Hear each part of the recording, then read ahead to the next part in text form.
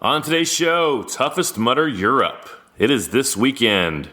Let's talk about it. This is the world's toughest podcast.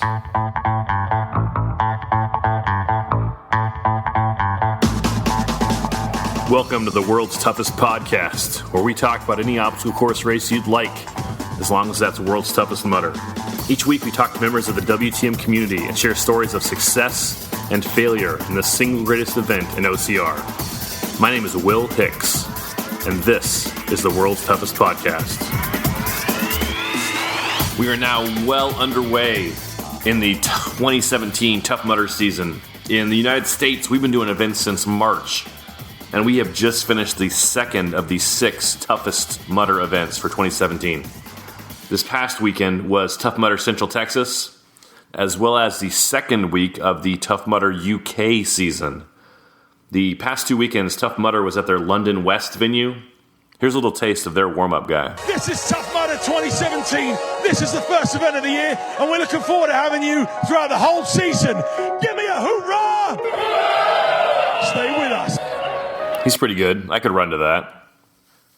This upcoming weekend has 2 Tough Mudder events. Both of them are international. One of them is Tough Mudder NRW, which is in Germany. And if you are running in Germany and speak English, I would love to talk to you for the podcast. Shoot me an email at wilhicks@gmail.com. But the big one we're going to be watching closely this weekend is Toughest Mudder Europe, or Toughest Mudder UK, however you want to refer to it. We're going to go deep into Tough Mudder Europe today. I've got phone calls with 2 different guys who ran in England over the last 2 weeks, Daniel Stevens and Wil Chung, and they're both running Toughest Europe this weekend. But first, I want to give away some shoes. Merrill has partnered with World's Toughest Podcast to give away 1 pair of shoes every month leading up to World's Toughest Mudder. And we're kicking it off with 3 pair of the Agility Peak Flex shoes. I talked about this some last week, but I've been running in the Merrill All Out Crush for probably a year and a half now, which is a good shoe. Merrill and Tough Mudder have 3 pair of branded Tough Mudder shoes.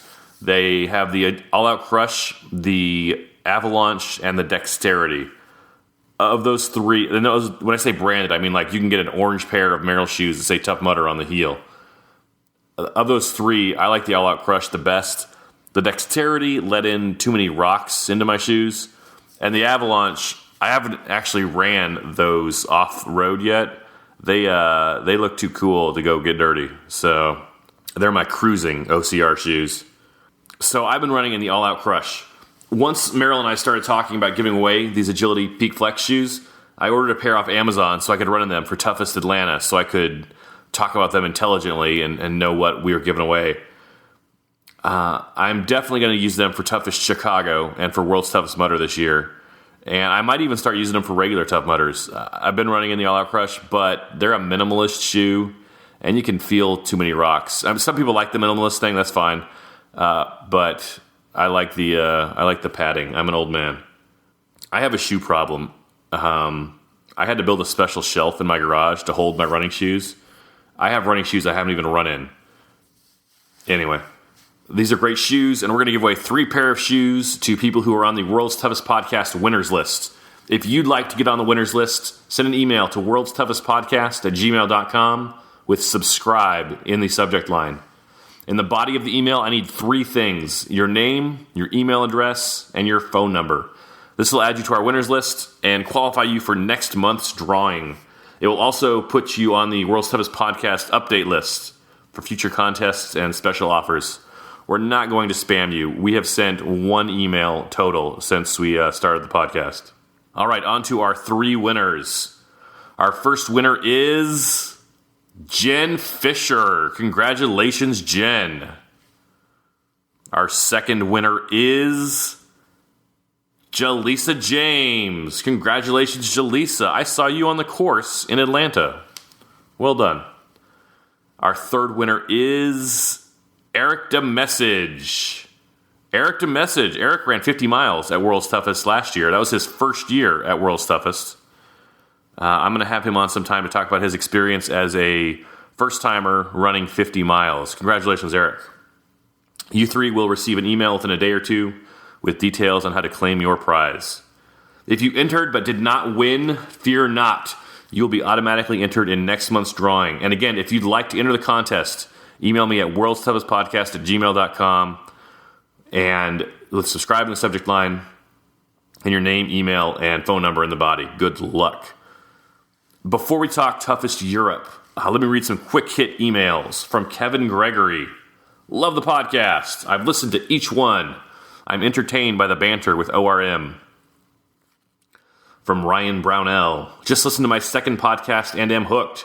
5 stars. Great insight and great interviews. Getting pumped for Toughest Philly. From Wil and Daniel. Love the podcast. I have never run a mutter. I'm planning on doing my first, a 5K in August, Nashville, Tennessee. Trying to figure out how to train. Would love to hear more podcasts about how people prepared for the mutter. Thanks for the podcasts. Kevin Gregory, Ryan Brownell, and Laura Daniel, thank you for your kind words. Thank you for emailing me. You have no idea how encouraging it is to hear from people who say things like that. So thank you very much. You can email me at worldstoughestpodcast@gmail.com, and maybe I can read it on the air. You know what else is encouraging? iTunes reviews, like this one from Charger Blue. Love the podcast. 5 stars. This podcast has a bunch of info that helps you prep for the next upcoming race and what to expect on course, along with great interviews. Nice to see you out there on Saturday night. Keep it up. Thank you for your kind words, Charger Blue. Charger Blue, is your username a reference to the San Diego football Chargers? Or the Los Angeles Chargers, I guess? I'm more of a Padre guy myself. If you would like to leave a review like Charger Blue did, go to iTunes and search Tough Mudder for the first podcast that pops up. Click on our logo and then click on Ratings and Reviews. You can write a review on the next page. It will take you literally 20 seconds. And I thank you, sincerely. Let's talk about Tough Mudder UK. I've never run Tough Mudder in the UK, but I've talked to several people who have, and I've watched their recap videos, and I want to talk about some differences in the obstacles between the US and the UK that I've noticed. Stage 5 clinger. In the US, it's made out of wood. In the UK, it's made out of metal bars. It looks like it's constructed the same, but in the UK, it looks a bit more menacing. Birth canal. In the UK, they've still got birth canal set up the original way, the way we used to have it here in the States.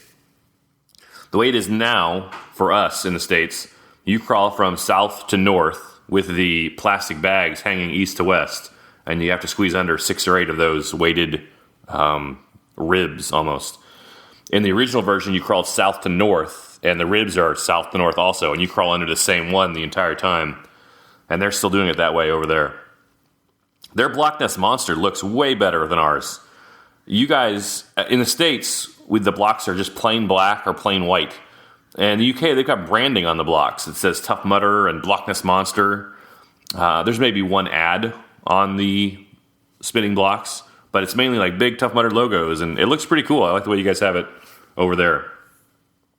Their Everest and Pyramid Scheme are huge. They are the same height, but they are wide. Like they are 3 or 4 times as wide as what you're used to seeing at a Tough Mudder over here in the US. You should watch the Tough Mudder UK recap video. It's pretty impressive. Like there are hundreds and hundreds of people going up Pyramid Scheme and Everest at the same time. As I record this, Tough Mudder has not released the course map for Toughest Mudder UK, Toughest Mudder Europe yet. At this time, before LA and before Atlanta, they had already released the course map. We had guys on the podcast to talk about like what obstacles are where, how to plan for it. But we do not have that yet, so you are going to have to be surprised when you get there. As far as the elites go, Ryan Atkins will not be running Toughest Europe. Ryan has won the first 2 events in the Toughest series in LA and Atlanta. I need to stop a minute here for the UK people listening. I know there's a race series in Europe called Toughest, and for everything I've heard, it's great. But if I slip up and call Toughest Mudder Toughest, you'll know what I mean, right? I'm talking about Toughest Mudder. I know some of you will like cringe at that, like, that's not Toughest, this is Toughest. We've had Toughest for years, and I mean no offense. If I mess up and you're really bothered, you can send me an email at wilhicks@gmail.com, and I will give your complaint the attention it deserves. Back to the elites. Ryan Atkins will not be running Toughest Europe. Lindsay Webster will not be running Toughest Europe. Ryan and Lindsay have both won the first 2 races in the series on the men's and the women's side. So they're not going to be there. So there's clearly a vacancy at the top of the podium. Who is going to fill it? Let me give you some names to watch this weekend. Chad Trammell told Matt B. Davis on the Obstacle Racing Media podcast that he is going to run Toughest Europe. Chad got 50 miles in Los Angeles and finished second to Ryan Atkins. Chad also is a past winner of World's Toughest Mudder. He got 95 miles in 2015, and he got 100 miles in 2016 as part of a team with Robert Killian. They finished second to Ryan Atkins' team last year. So Chad Trammell is one to watch on the men's side. On the women's side, Sarah Knight told me in Atlanta that she's going to be running Toughest Mudder Europe. Sarah got second place in Los Angeles, and she got fifth place in Atlanta. Sarah also finished second at World's Toughest Mudder in 2015, just behind Amelia Boone. Sarah and I almost had brunch together once.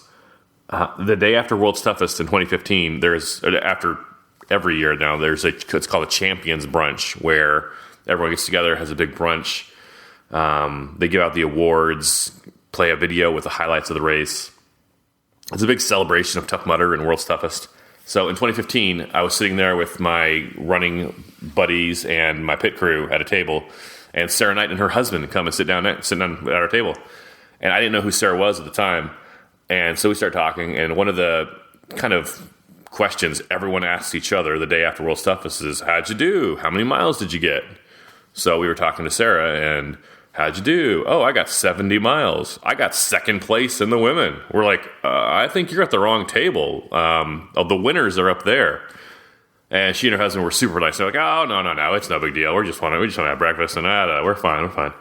So then 2 minutes later, Nolan Campbell from TMHQ gets on the microphone.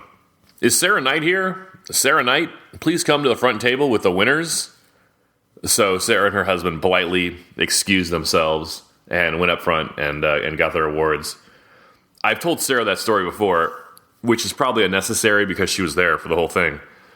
But what she doesn't know is under the seat that she left, there was a winning raffle ticket for a free Tough Mudder entry.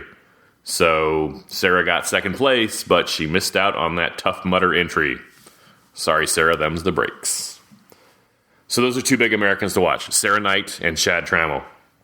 But this is not an American competition, and the Europeans will have something to say about who wins this event. Here are two Europeans to watch. John Albon is the Ryan Atkins of Europe. He's won the team division of World's Toughest Mudder the past 2 years, teamed up with Ryan Atkins.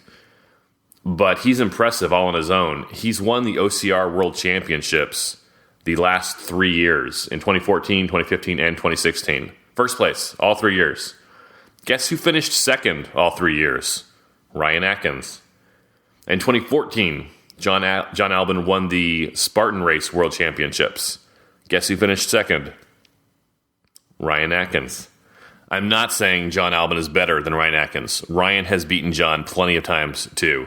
Ryan beat John in the short course championship, the 3K distance, at the OCR World Championships in 2016. They finished first and second. Ryan finished ahead of John at the Spartan World Championships in 2015 and 2016. I'm not saying John is better than Ryan. I'm saying they're comparable. They ran 105 miles at World's Toughest Mudder this past year and won the biggest purse in OCR history, $100,000. So even though Chad Trammell is coming to Toughest UK, Toughest Europe, I'd say John Albon is a favorite, maybe a slight favorite in the men's division. On the women's side, Beth Albon will be running. Beth is John's sister. She doesn't have as thick a resume as John does, but she's an accomplished runner in her own right. So there's 4 runners to keep an eye on. John Albon, Beth Albon, Chad Trammell, and Sarah Knight. Wil Chung ran Tougher Mudder this weekend. This was the very first Tougher Mudder held outside the United States. Will's going to talk to us about his experience at Tougher Mudder and what he thinks about the event. And then we talked to Daniel Stevens. Daniel ran Tough Mudder in England last Saturday and then got on an airplane, flew to Atlanta, and ran Toughest Mudder Atlanta. And we talk about both of those events. Wil and Daniel will both be running Toughest Europe this weekend. So when you see them, let them know you heard them on the podcast. Daniel Stevens in a few minutes. First, let's talk to Wil Chung. Hey, Wil Chung, thanks for taking the time to talk to me about Tougher Mudder UK. No problem. Glad I can help. So tell me about it. It was last week, and it was the very first Tougher Mudder outside of the United States. Yeah, it was fantastic. The week before was the first week, or the season opener of Tough Mudder, which was London West, and then they had the same course at London West for the second weekend, and that's when Tougher Mudder happened. So first weekend for me was a bit of a sighter to see what the course was going to be about, ready for Tougher Mudder, which I ran with a friend. So you ran the regular Tough Mudder on the season opener, and then the Tougher Mudder this past weekend. That's right, yes. They were consecutive weekends. Are you going to do Toughest Mudder next week? I am so looking forward to it next weekend. So, three Tough Mudders in a row. It's fantastic. Loving it. Exciting. Let's talk about that afterwards. Hey, so tell me about Tougher Mudder. This was your first chance to see the obstacles over in England. What did you think of the new 2017 obstacles? I really like the new 2017 obstacles. Funky Monkey, which I failed, and I can't believe I failed it. The Revolution, I just fell off on the second large, the very large wheel. And the first time I was actually just taken by surprise how quickly it would spin. But the second time, actually in Tougher Mudder, I wasn't taken by surprise, but I lost grip. So I got both my hands on it, but it still threw me off. So I had to do the penalty lap on that one. They did have Stage 5 Klinger. That was a lot of fun. Again, in the first weekend, I kind of cheated and used the side scaffolding to get up, but in Tougher Mudder, I made sure I did it correctly and pulled myself up. And unlike in other Tougher Mudders in America, they didn't make you do both stages. So the easy course and the Legionnaires, they only made you do the Legionnaires there. But I really liked that. And Augustus Gloop, that was a lot of fun, going through the snot rocket. So yeah, that was really cool. So the new ones, really loved it. Personally, I think Augustus Gloop, even though it's a lot of fun, not quite King of the Swingers, but that's just personal opinion. There was no King of the Swingers at Tougher Mudder UK, so I wonder if they're going to have it next week at Toughest Mudder. I think that's the word on the street, as it were. Just like at Toughest everywhere else, at Atlanta and in Los Angeles, we believe it's also going to be there at Toughest Mudder UK. I was at that course last year, based in Leicestershire, and it was there last year. So I don't really see any reason why it wouldn't be there this year if they're being featured at all the Toughest Mudders. Have you ever done a Tough Mudder in the U.S.? Not yet, no. Have you come to World's Toughest yet? No, not yet. That's probably a plan for next year, but dependent on how I get on next week, I might just try and find the funds to come over later this year. But it's kind of the plan for next year. I only started doing Tough Mudders 2015, so one of the last courses of the season in the UK I did 2015, and then I did, I think, 4 courses last year, and then obviously I'm doing quite a few more for this year. So I'll get my 10 later on in the year, my 10 headband.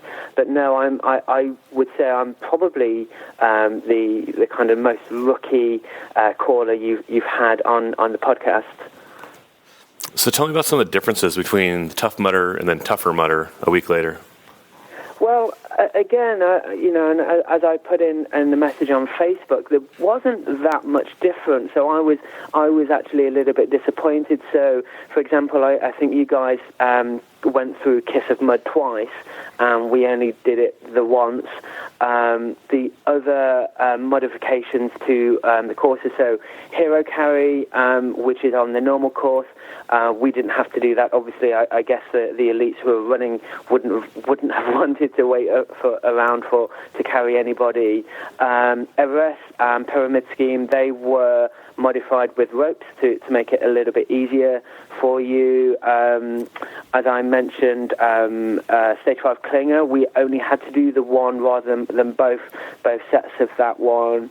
So all in all, I wouldn't have thought. I didn't personally think it was tougher than the Tough Mudder. It still felt a little bit easy. I was disappointed there wasn't any more difficult modifications. On Arctic Enema, did they make you carry your ice? No, and actually, because I had a video, someone took a GoPro video of me in the first week. I think it was a lot colder in the first week than in the second week. So, and the other thing there was hold your wood, but instead of the logs, you just had a sandbag carry instead. So no ice carrying or anything like that. And as I say, I think that, and maybe the Legionnaires were kind of still waking up, but there wasn't anywhere near as much ice this week compared to last week. And I always go in the first wave.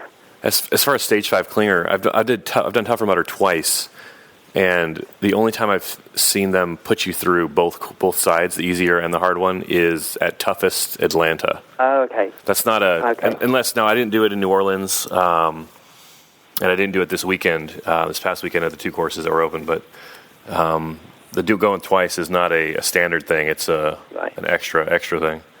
Yeah. Hey, I'm looking at the course map for the UK. What is the obstacle Killa Gorilla? So London West is notorious in the UK to be the hilliest course. And I was just looking at my Strava stats. So we did 400 meters of elevation over 3 or 4 hills. So Killa Gorilla is basically a hill. So it switchbacks over a big hill. And most of the time you're marking out the T and the M of Tough Mudder as you're going up and down the hill. So yes, we've had 3 of those at London West. Normally you only get 1 at most of the courses. So it's switchbacks up a very steep hill, generally making a T and an M. So tell me what you're looking forward to next week at Toughest Mudder UK. Well, we still haven't got the map, and I was hoping that we'd get to see the map before we would get to talk. I remember last year, and I'm actually from that area. I don't live there anymore. So the Vale of Belvoir in Leicestershire, where it's at, is very, very hilly. But last year they didn't use much of the hills. It's a very beautiful course. I think they only used 1 hill for Killa Gorilla, but generally it was quite flat. I'm wondering whether they're going to change that up this year and make use of more of the hills of that. But I'm just really looking forward to testing myself. It's going to be my 3rd 8-hour endurance race, but this is the first one at night, and it's the first one that's a true obstacle course. I'm really looking forward to doing King of the Swingers. Hopefully it's going to be there, because I miss that. It's one that I really love to hate, because kind of you get to the top, and you're looking down, and they're counting down 3, 2, 1. And for me, it's that split second of, crap, I've got to jump. And then I do it, and then I fall in, and it's absolutely fantastic. But there is that split second of, what the hell am I doing here? And then you just do it. It's a bit like Arctic Enema for me. I'm not a fan of Arctic Enema, and again, you're kind of sitting in the tube thinking, uh-oh, and you just do it, and then you feel great. Oh, just another thing about, as I was just thinking, Arctic Enema here, we don't have the cage when you go into the water. So once you go down the tube into the water, you can stand back up again before you get under the dunk wall and out into the exit, where I'm sure I've seen Arctic Enema, is it the Rebirth? You've got a cage, so you can't stand up. Is that right? That's right, yeah. So you got the 2.0 there still. I would say it was kind of maybe a 2.5 rather than a 3. So we've changed from a cage that you slide into tubes, but the rest of it is actually the same as last year. How many miles are you looking for next week at Toughest UK? Of course, I'm going for 25. I'm kind of hoping for 25, kind of planning for 30. We'll see how it goes. I think for me, it's really about the weather. I've got a wetsuit, I've got a shorty, I've got all the heat gear. But I do. My friends know that I notoriously get cold, so. The weather is looking quite good. I think it's going down to, now I've got to convert this into Fahrenheit, but I think in the middle of the night it's going to be down to a kind of mid-40s, up to maybe once we get back into the morning up to maybe mid-60s. So it's not too cold, and it seems to be dry as well. So that's kind of the main thing. I'm just going to kind of plan to do, maybe 3 or 4 laps in the first loop, and then hope for the best and keep going in the second loop. I'm running with a couple of friends who I've run with in Tougher Mudder and Toughest Mudder and Tough Mudder, and they carry good pace. So I'm hoping that between 2 or 3 of us, we can keep going and keep pushing each other to get to that 25 and then possibly over that 30. Now, I don't know about your British blood over there, but mid-40s is pretty cold for us Americans. Well, it was looking to be even colder. So I think our British weather is all over the place, as you guys know, with the cliche of the fog or the rain, and it's been quite nice here so far, and the forecast for next week is also looking good. So I would take mid-40s all the time at this moment in time. I'll be okay with that. Just not too much rain and not too much colder. That definitely sounds like wetsuit weather, though.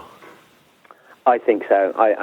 Again, there's lots of talk on the Toughest Mudder Europe page about wetsuits and everything else, and everyone is saying take it just in case. There are a lot of people that are saying that they run warm, but no, I think I'll be starting in my shorty and see where we go from there. But I don't see myself taking that shorty off until kind of maybe 6-7 o'clock in the morning. Wil Chung, thanks for your time, man. No problem. Thank you very much. Daniel Stevens, how are you? I'm not too bad. How are you, Will? Thanks for taking the time. Tell me what you did this last weekend, Daniel. I ran Tough Mudder in the UK, London West. It was the first one of the season. Nice little course, very hilly. And then I decided to get on a plane and fly to Atlanta. And I ran Toughest in Atlanta that night. I got 25 miles in Atlanta, so I was quite happy. So you ran 10 miles in England on Saturday morning, jumped on a plane, flew to Atlanta, and then did 25 miles Saturday night, midnight to 8 a.m. in Atlanta. Yes. That is insane. That's what I did.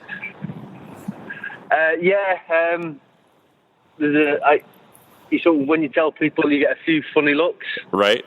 I think you're joking. It all worked out quite well. London West is about 30 minutes away from Heathrow Airport. And then obviously on the Atlanta side, the venue is, it's about 20 minutes, half an hour away again. Sure. So everything sort of lined up. The flight was perfect. My time from getting from London West to the airport, I was there within plenty of time, and the same coming back the other way. So it all sort of worked out. So, yeah, I was trying to decide whether to do it for like the past 2 weeks. There was work was going to get in the way, then it wasn't. Then there's other things cropped up, and it was Friday night that I actually booked my plane ticket and got my entry. So tell me about the timeline. So you started. Does the first wave start at 8 a.m. in England also? Yeah, well, it was meant to, but they actually cancelled the first tougher wave. They were to have a tougher wave at 8 o'clock. For some reason, they cancelled it. And then, so we started at 8:15. I think I finished round about 10:30, 11. I got changed, and then I sort of hung around for a bit, jumped in the car, got dropped off at the airport, and then I was at the airport for about 2 hours, waiting for my flight. Got on the flight, it was about a 9-hour flight. Not the most comfortable of flights. I tried getting some sleep, and one of the air stewardesses decided to drop one of the trolleys into my head. So that sort of woke me up a bit. That was a 9-hour flight. Got off the flight. What time did you land? I landed at 8 o'clock local time. 8 o'clock local time, which would be about 3 o'clock London time, right? No, there's London is 5 hours plus from Atlanta. So what's that? 8, 9, 10, 11, 12. 1 o'clock in the morning. Oh, so the other way. Okay. Yeah. Which, was interesting. I literally got off the plane, went to the car hire place, picked up a car, drove to the venue, and that was me. My nutrition was what I'd brought with me. I bought a couple of. I use Mountain Fuel. It's a bit like Tailwind. I had some of that. I had a few shot blocks, gels, but nothing substantial. A friend of mine, Amy, she picked me up some water and a few little bars of chocolate and what have you to keep me going. So it was pretty much what I had in my bag. Obviously, you can't bring any sort of water through or anything like that now without paying a fortune, but I couldn't stop to do any shopping, really, which was fun. So you landed at 8 a.m. Atlanta time on Saturday morning? No, I landed 8. Oh, 8 p.m.? No, 8 p.m. Yeah, 8 p.m. So you had to hustle to get to the course in time for the midnight start. Yeah, By the time I picked up my car and I'd actually set off, it was closer to 9:30 at night. So I got to the venue about 10, 10:15. So then you ran 8 hours, and did you fly back on Sunday? Yeah, I ran 8 hours. Matty Gregg actually said that I could borrow the shower in his hotel, which was really appreciated because I smelled a bit, a little bit sweaty, as you are. So I got a shower there, and then I was back at the airport, and I flew home at 3 o'clock in the afternoon. I want to talk to you about toughest Atlanta, but first I want to talk to you about the toughest or Tough Mudder in England. Yep. How was that? That was the first one of the year over in the UK. How did that go? Yep. It was good. It's one of the hillier courses. I think it's got one of the most amount of elevation gain in the UK. I think it's like the second highest gain in Europe. There's one in Germany that's pretty bad. We have obviously the same sort of obstacles. They are built slightly differently. Like Stage 5 Klinger is all scaffolding poles. It's not the wood. Arctic Enema, for some reason they haven't put the cage on it. So there are slight differences. But yeah, it's still a good course. Just the hilly course. I don't like the hills too much. I'm slow on hills. Sure. Have you done Tough Mudder in the US before? I came over and I did LA Toughest. I did Tougher in LA, and then I've done World's Toughest Mudder twice now. They're the only ones I've done over there, obviously, including Atlanta now. You're racking up those frequent flyer miles, aren't you? Yeah. Unfortunately, they're all with different airlines, so I've got loads of these frequent flyer miles, but they're all with different airlines, so they don't actually add up to much. What's the start line experience like in England? We have Sean Corvell, who's kind of a miniature celebrity amongst the US Tough Mudder. Who do you guys have over there? Yeah, he's actually a really great bloke called Gil. He's been doing it I think he's actually been doing it since Tough Mudder started over here. Really good bloke. He gets you going. We've still got the warm-up over here as well. We have Bobby doing the warm-up over here. And obviously, they're both well-known over in the UK. They've been doing it for years now. Bobby has quite a lot of fun with people in the warm-up. If you actually go on the Tough Mudder Facebook page on the UK one, you'll see all sorts of things, human pyramids. He does all sorts of little games while people are waiting, stop them getting too bored, then does the warm up we go through. Gil gets us going. It's Bobby's kind of like your coach. like basically. He has a lot of fun. You know when he's bored because you'll see human pyramids forming and all sorts of fun and games going on. But it's good. It's good fun. It gets everybody laughing. Then he goes through his warm up. Yeah, it's quite good. Sean's definitely different to Gil. Sean's amazing. I mean, I think we all know Sean's amazing. But Gil is good. He'll be I was chatting to him. I think he's doing Europe's as well. So the toughest mudder over here. Okay. In 2 weeks. Are you going to run that one? He's there for that. Yeah, I'm doing that one. I've got the one in the UK, and then I'm actually back over for Chicago. Unfortunately, I can't make the other two. I would have tried, but my work and my bank balance wouldn't allow it. What did you think of Toughest Mudder Atlanta? It was good. Really enjoyed it. I had a bit of a nightmare in LA. I sort of had a slight injury after the first lap, and rather than try and push anything, I actually stopped. So I only managed the one lap in LA. So Atlanta was a bit of redemption. So I was a little bit worried going into it that something else had happened. But no, it was. I enjoyed the course. Mud Mile. that was fun. That was deep. That was, a lot of teamwork there. It was great just seeing everybody. No, there wasn't anybody who was just trying to do it all on their own. Everybody turned around and helped the next person over. Mm-hmm. It was nice. It was quick for me. Well, for me, it was quick in parts. Especially later on the second loop. Loved that. It was a bit more spaced out for me. I enjoyed the running a little bit more when I'm tired. I'm not quick, but I can just sort of plod along, run, walk. Mm-hmm. For me, it works.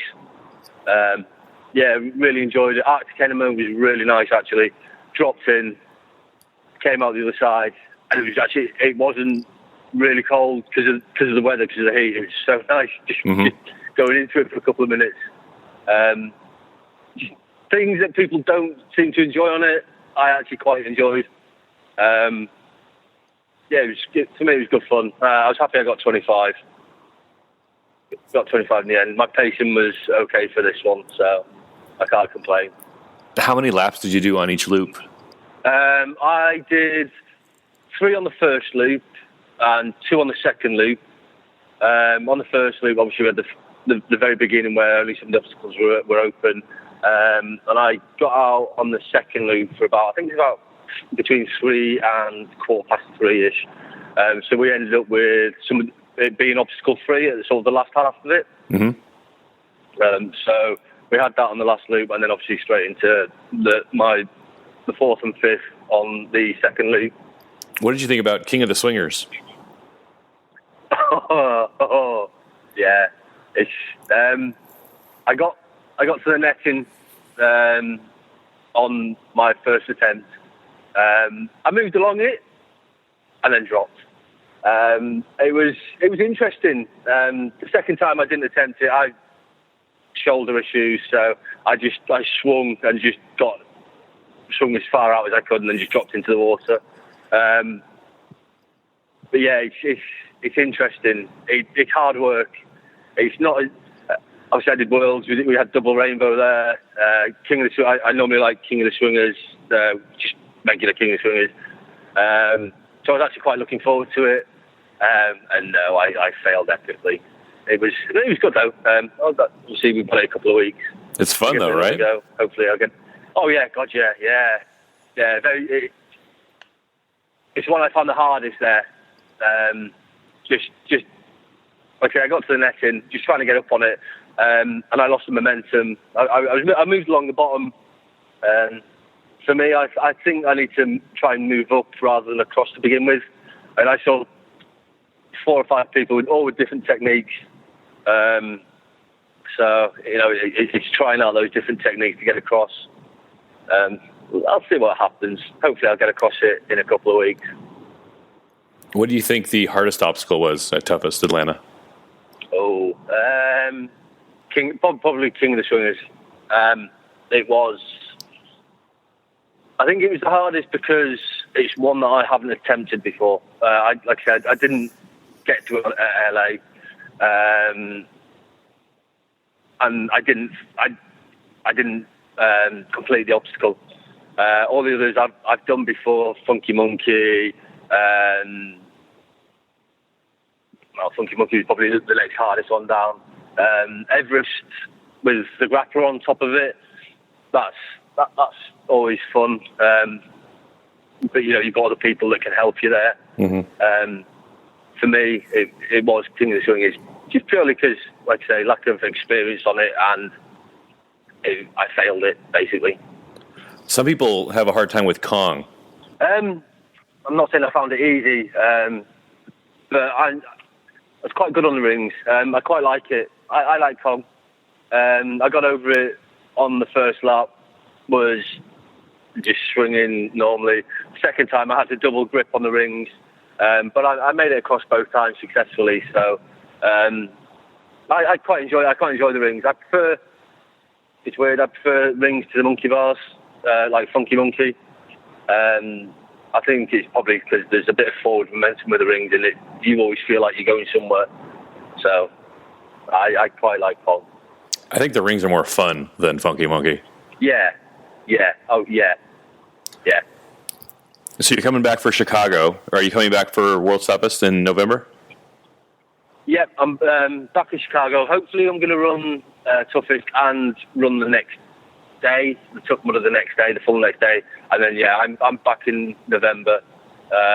We're back over for a week in November for Worlds. Over here we call, if you run the Sunday after, we call that Sunday Fun Day. Yeah, we have Sunday Fun Day over in the UK too. We do there's a lot of people in the UK that buy a season pass, and we can actually go to all the events.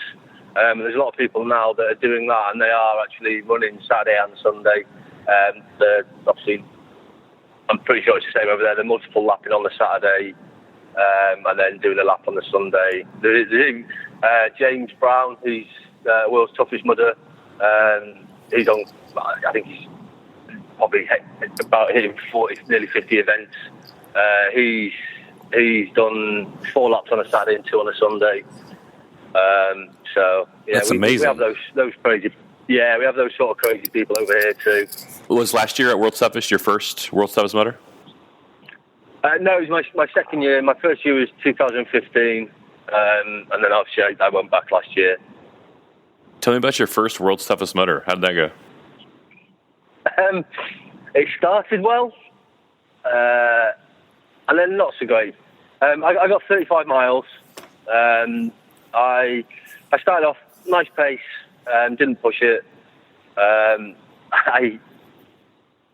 my 4th lap, I came in. As I go around, I'm like, right, I want this. I want to have a drink. I want this. To eat this. I need to put this on. I was in a shorty wetsuit. I was okay with the weather as I came in. For whatever reason, I just don't think I was paying attention. I went straight from the finish, and I walked straight over the start line again. And I needed to put like my windbreaker on and grab some nutrition. And I think I was just daydreaming, and I just wasn't paying attention. I just walked straight over the start line, and I got to the top of that, the hill bit at the start of it. Sure, yeah. I got to the top of there and sort of stopped and thought, what am I doing? Obviously, I couldn't go back to the pit. I didn't have any pit crew. So I carried on the lap, and the wind and the water just took any heat out of me. So I did my 5th, and I stopped. I stopped after my 5th. I was really cold after my 5th. So I stopped, and I warmed up a bit, went out for a lap in the morning. I think it was about 5. Went into that lap, got pretty cold again. So I stopped until about 10, 11 o'clock. And then went out on my last lap, which took me quite a while. and finished with 35 miles in the end. How did last year go? go? A bit disappointed. Last year was better. I got 50. I got I got 35 miles out there, just straight out. Didn't just pitted for a couple of minutes, grabbed a bite to eat, whatever. But then on my on my seventh lap, it took me. It was about half an hour longer than all the other ones previous, and it was all the dust and everything just settling on my lungs. I couldn't breathe, so I was sort of trying to jog, and I just felt like something was just wrapped around my chest. So again, I stopped for a couple of hours, coughed up some horrible stuff, and then I set off again in the morning, and I managed to get my last 3 laps in the morning, and I managed to hit 50 miles. What's your goal for 2017 at World's Toughest? I always say 24 hours. I haven't quite managed the 24 hours yet. I want to be on the course for as long as I possibly can. I'd like to get at least 50. If the course is as quick as it was last year, I'd like to push for 60. But again, it's all, see how it goes. I mean, my pace at Toughest just gone. I would have just maintained that throughout Toughest if that was for longer, and I would generally keep sort of the same sort of pace. So I know my pace for the whole 24 hours. So I think I could, if I can keep going, I'd probably hit 60, maybe 65. But I'd like to actually keep going for the full 24 hours, and 50 would be a bonus. Mm-hmm. How did you handle it when you had such a disappointing first year? Planning for your next year at World's Toughest. How did that impact your training? To begin with, it really got to me. Sort of the mental side of it was really weird, because I was, don't get me wrong, I'm not fast, but I was doing okay. I was where I sort of wanted to be, and then it was the whole mental side took over it, and I was like, this isn't good. I don't want to do another one. I don't want to do it again. And you leave it a week and it's like, right, I'm going to beat this. I'm not beat it, but I'm going to go back. I'm going to be better. I'm going to do better. Training, it wasn't necessarily different. It was sort of just focusing more on what I wanted to do. I got better at the obstacles, Funky Monkey. At the first one, it was, I think I got over it twice in 2015. And in last year's Worlds, I got over it. I think I fell off twice. The first time I slipped off, I managed to rip all my hands on, I think it was my second or third lap. I ripped all the calluses off my hands, but I was still crossing over it. So my technique on the obstacles got better. I just generally got a little bit fitter. And like I said, the mental side, it was there at the beginning. I ran a couple of laps with a friend of mine, Nye.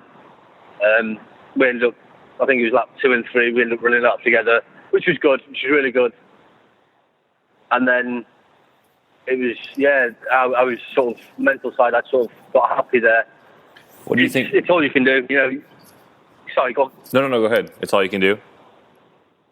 Yeah, it's you can prepare mentally, but then when you get there and you start running, things aren't going to your plan, and it's adapting that plan, and it's just constantly changing. I mean, I've done it 2 years now without any pit crew, so it's, as I'm running around, it's constantly thinking, right, what do I need? Right, I want this. Oh, where is it in the tent? Oh, it's there, right. So when I get back in, I want this, this, and this. And then you get there, and the first year, a lot of the times I'd get there, and I'd forget. And it's like, wow, what did I... And, you're wasting time in the pit, whereas this year, I think I was a lot more happier in my own head. Mm-hmm. And I was like, okay, there we go, right, it's there, got it, got what I needed, and I went. The only thing that shook me a bit was the fact was on my 7th lap and I couldn't breathe. My lungs felt really tight, or my chest felt really tight. That's the only thing that got to me, and I stopped for a couple of hours. Do you think the mental part of World's Toughest is harder than the physical part, or are they sent hand in hand? Yeah, I think if you break mentally first at Worlds, you won't do as well on the physical side of it. If you can stay strong mentally, it doesn't matter how unfit you are, you will keep going. Where just walking. But if you lose it on the mental side, you stand in front of an obstacle that's maybe got water, or, funky monkey, and you look at it and you're like, I don't want to do that. If mentally you don't want to do it, physically you won't do it. And that's the way I look at it. I mean, I've come up to obstacles and it's like, oh, this again. Funky Monkey at Worlds last year, they changed it halfway through the night where they had the board. And I thought, I'm going to be able to do this for a couple of hours, but I'm not going to be able to do it all night when I first began. And then when they put that board in, I came up to it and there was the board that you saw walk on, and I thought, yeah, okay, maybe I can carry on doing this. But I would have still tried if it was just the original one, carried on going and see how far I could get. But I think, yeah, if you're starting to fail obstacles or you're mentally, you don't want to do something or you're not mentally, I think the physical side of it becomes 5 times harder, 10 times harder. How do you build that mental muscle? That I don't know. I think for me, it's just a case of just keep going and building up. Or you sort of getting used to the cold, getting used to being wet, getting used to being uncomfortable. Instead, I multi-lap, so it's actually going back out there and doing another lap. You come in, you do a lap, and you're like, oh yeah, that was good. And it's like, okay, so really I should come out and do another lap. And you sort of, people will fight with themselves. And I'm like, yeah, okay, I'll go for another lap. And it's that mental side of actually getting yourself going for another one. I mean, I think the pit will probably, it takes a lot of people out in Worlds when they stop and they can't get going again. So it's that, for me, it's that getting going. Once I'm out on the lap, you get to an obstacle, like, even if I don't want to do this, you've got to, because you're on the lap, so you can't just go back to the pit. It's right, okay, I'm here, right, let's go. And for me, it's just go, just keep going. I find it that way. It works for me. It doesn't necessarily work for everybody. Other people deal with things in different ways. Some people are just machine. I mean, Ryan, I'm sure he probably thinks about what he's going to be cooking for dinner that night. Ryan Atkins, he's probably not even. He probably just. It's like a Sunday jaunt for him, isn't it? I mean, yeah, don't get me wrong, he's put the effort in, but it's people like that are horrible. They're crazy horrible. Lovely people, but I wish I could do that. I think the mental side is different for everybody. It's life experience and, sort of previous experience of things. But I enjoy it. Can you talk more about the pit area, how it's kind of a hidden danger for killing your times? Yeah, getting comfortable in the pit. People come in. I always try to keep my pit time, unless I needed to stop. I'd come in, grab what I needed, and I'd eat it and drink it, walking back out onto the course.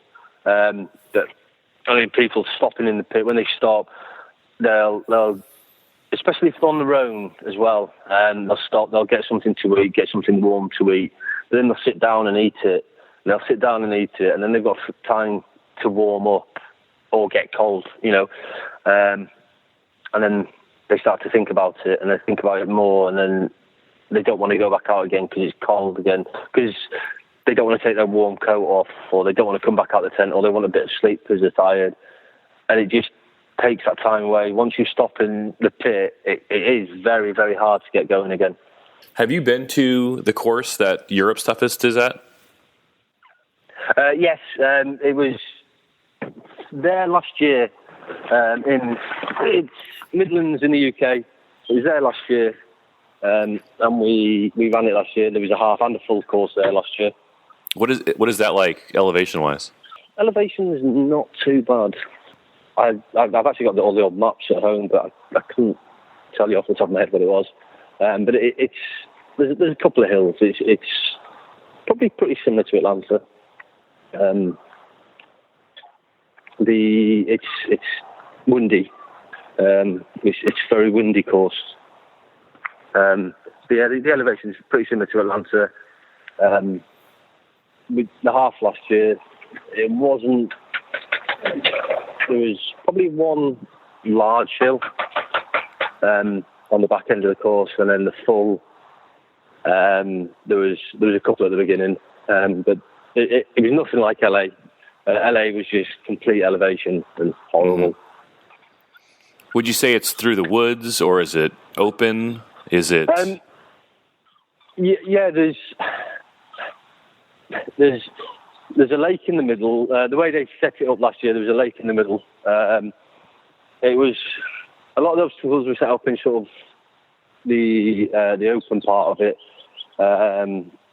which I think is why it's quite windy. Then there was you'd go at the back, and there was trail running there. You know, there were some woods and everything. I'm just trying to remember it, but the majority of it was in sort of this central area. You know, you sort of come out, go up one of the hills, go around a couple of obstacles, and you come back in. All the sort of big obstacles were in the same sort of area. You could see them all as you were running at the start of it, and yeah, it's a good course, nice quick course if you're quick. Daniel Stevens, thanks much. Cool. All right, back to Wil Hicks here live. I got 3 last things I want to talk to you about before we wrap up for the week. One is the weather report for Toughest Mudder Europe on Saturday night, May 13th. This is for Grantham, United Kingdom. Saturday night, showers late. Partly cloudy skies early will give way to occasional showers later during the night. Low 49 degrees Fahrenheit. Winds south-southwest at 10 to 15 miles per hour. Chance of rain, 50%. Sunday morning. Showers in the morning, then partially cloudy in the afternoon. High 63 Fahrenheit. Winds west-southwest at 10 to 20 miles per hour. Chance of rain, 40%. So it's going to be cold, and it might get wet. It has never rained at a World's Toughest Mudder or at a Toughest Mudder. We thought we were going to get some in Atlanta. It did not happen. So if you are in England this weekend, you might get some rain, and you are going to enjoy it. Enjoy the suckfest. Yeah, it's miserable while you're going through it. And yeah, it's terrible, but man, you get the best stories from it afterwards. You get to talk about it for literally the rest of your life, about that 8 hours you spent in the rain, in the mud, miserable. So just stick through it, last the whole 8 hours, and you'll get to tell stories about it the rest of your life. The other 2 things I want to talk about are some news items out of Tough Mudder. One is Tough Mudder has announced a partnership with Amazon. If you go to amazon.com/toughmudder right now, there is a whole promotional page that Amazon is working with Tough Mudder. They have a pre-event, event day, and post-event tabs. And each tab has 2 videos that are designed special for Tough Mudder with Coach, E-Rock, Stephanie Bishop's in one of them I've seen. And then in each of those 3 tabs, pre-event, event day, and post-event, they're selling stuff like protein powder, Thermacare. On the post-event page, it has Suave Professional's Keratin Infusion Smoothing Shampoo. So if nothing else, this is, I mean, everyone uses Amazon. It's not like Amazon needs any help from Tough Mudder, but this is great exposure for Tough Mudder to a bunch of people who may have not even heard of Tough Mudder before. So I don't think there's any negative for, you or me as, Tough Mudder legionnaires. It's just another way Tough Mudder's promoting their brand. The last thing, Cody Brown posted on the World's Toughest Mudder community page an email he got from TMHQ. Let me just read the email. First Mud, beat the morning rush. Make this mud yours. First Mud is a guaranteed 8 a.m. start wave. That means all the mud without the hassle. Just $15, Saturday only. Act now, quantities are limited. Upgrade your already purchased Tough Mudder ticket and lock in that 8 a.m. slot. So you can pay $15 to lock in the 8 a.m. slot. Of course, you could also pay $30 to lock in your 7:45 a.m. slot on Tougher Mudder. The community is not excited about this, and here's why. Up until this year, the first wave of the day, every Saturday and Sunday, was traditionally a World's Toughest Mudder wave, where everybody who had run World's Toughest Mudder in the past would wear their bibs or their headbands, and they would get together. There was like a little reunion every weekend, and they'd get together, take a picture with Sean at the start line. They'd all be at the very front, and then it was kind of like a celebration, the first wave going off. That changed when they started Tougher Mudder this year. Some people run Tougher Mudder, but a lot of people just wait for the next wave, which usually is at 8 o'clock. And that kind of became the World's Toughest Mudder wave. And then this is another change to that, where if you want to pay $15, you get the 8 o'clock wave, or if you don't want to pay, then the next wave is the 8:15 wave, or maybe 8:30, depending on what time they're running them. Some people are taking the position that, Tough Mudder's a business. You shouldn't be surprised when they try to make money like a business. But probably 90% of the comments are negative in that thread. There's dozens and dozens of comments. Right now, it looks like it's just for the Kentucky Tough Mudder. So it's a pilot wave. So if a lot of people pay that $15 to get in that first wave, they will probably keep doing it. This just came out today, so we'll see what happens as time unfolds. Hey, thanks for listening. Long episode. Go to iTunes and leave us a review. It'll take you literally 20 seconds. Thanks a lot, you guys.